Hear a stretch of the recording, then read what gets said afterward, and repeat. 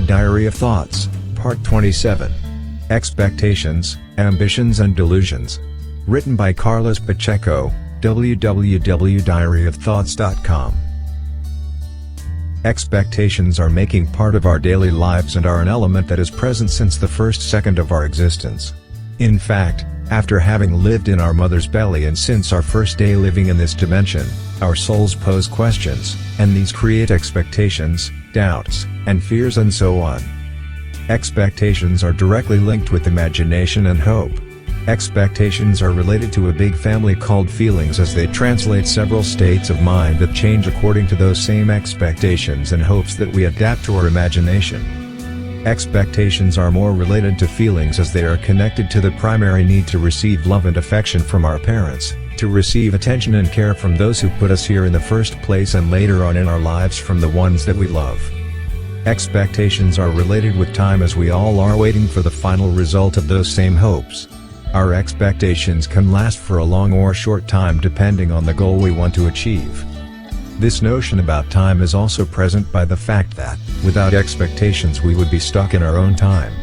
These expectations are related to the future, as hope implies an event that is going to happen, and also imagination is the element, the gift that the Creator gave us to achieve the future and continue to evolve.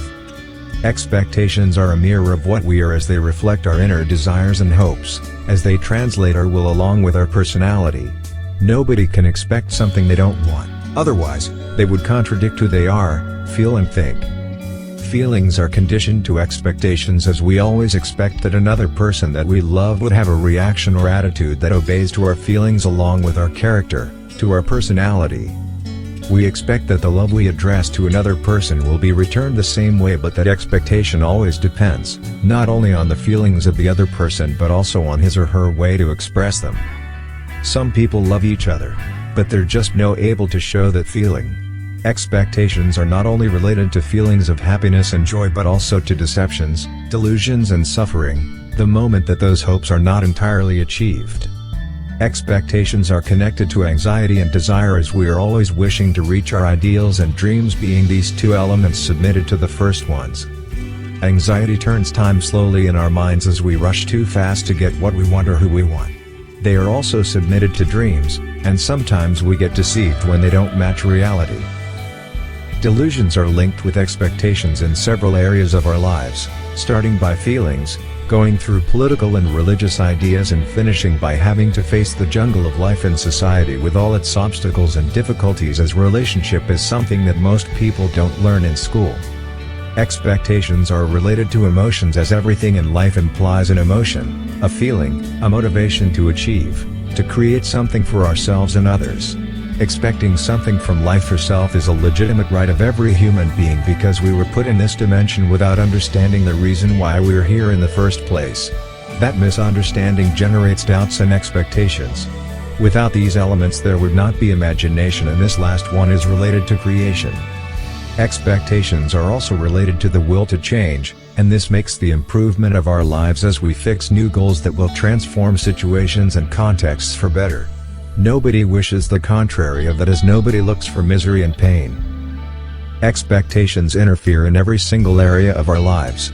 Political regimes are submitted, even dependent on the expectations of society, meaning at the same time that they are connected with the feelings of hope to change for better. Expectations and hopes are members of that big family called feelings. Delusions are also related to everything, and they are a big influence on society's social life as they interfere on our daily relationships. In fact, a delusion can alter our state of mind, through our behavior, our attitudes towards other people. This attitude has its consequences at a personal and professional level and can affect the necessary balance that is implied on living in society. Delusions are sometimes originated from false hopes, as we have the tendency always to ask for more and more, staying out of the reality of our context and life and society. That defines the difference between ambition and delusion.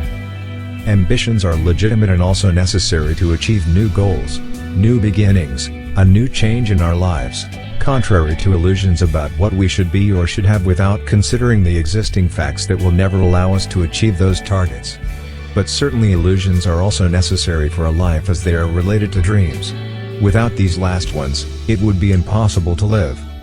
Even if they are related, This only means that an illusion can eventually become a bad dream, still not necessarily so, as sometimes illusions are gateways to accomplish higher goals.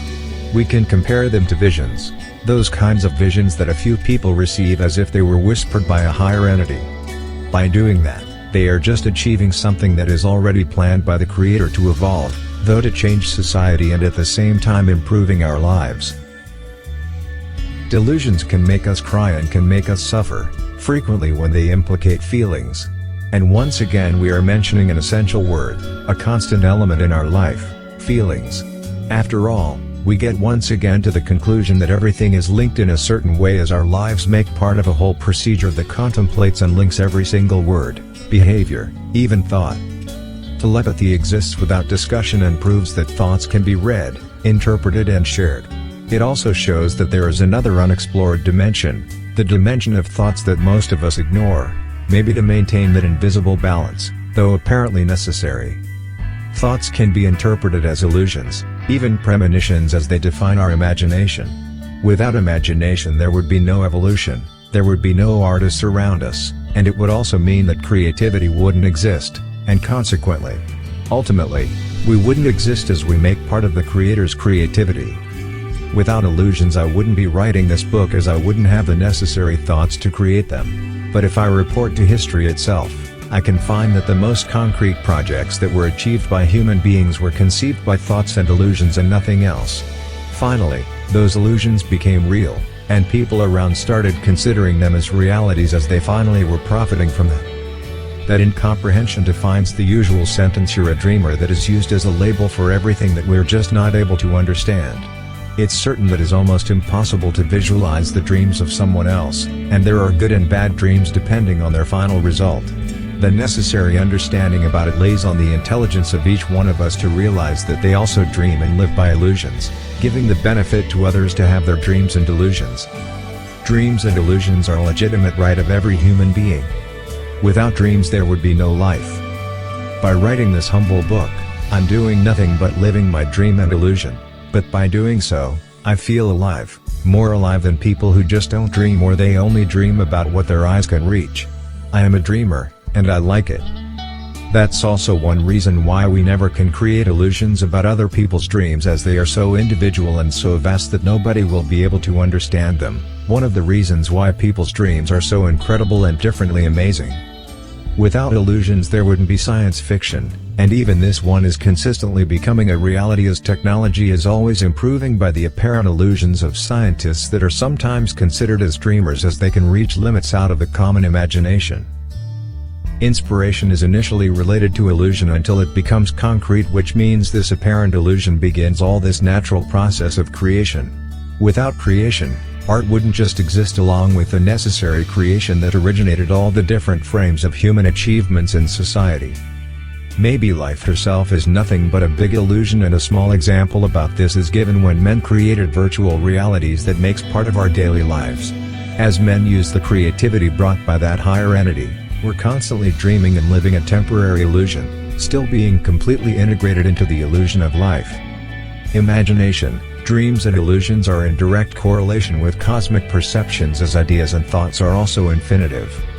To complete this part of the book about illusions and delusions, I wrote today a small and very simple poem about them to include in this chapter. Hank the Voice Pukima reads from the Diary of Thoughts poems, written by Carlos Pacheco. Illusions. Excerpt from the Diary of Thoughts, Volume 1, Part 27. Illusions. Illusions that creates dreams, the streams of imagination.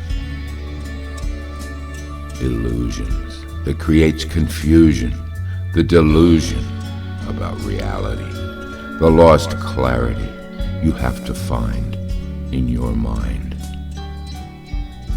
Illusions about love, about feelings, about new beginnings that makes part of your illusions. Illusions about life, about death, about the start, about the end, about a real friend that was never there. Illusions about what is right, what is wrong, still being strong, still being able to identify them, identify you. Illusions that makes you cry, that makes you smile for a while, that makes you dream, that makes you scream, that you want to live. Your illusion. The Diary of Thoughts. End of Part 27. Written by Carlos Pacheco, www.diaryofthoughts.com.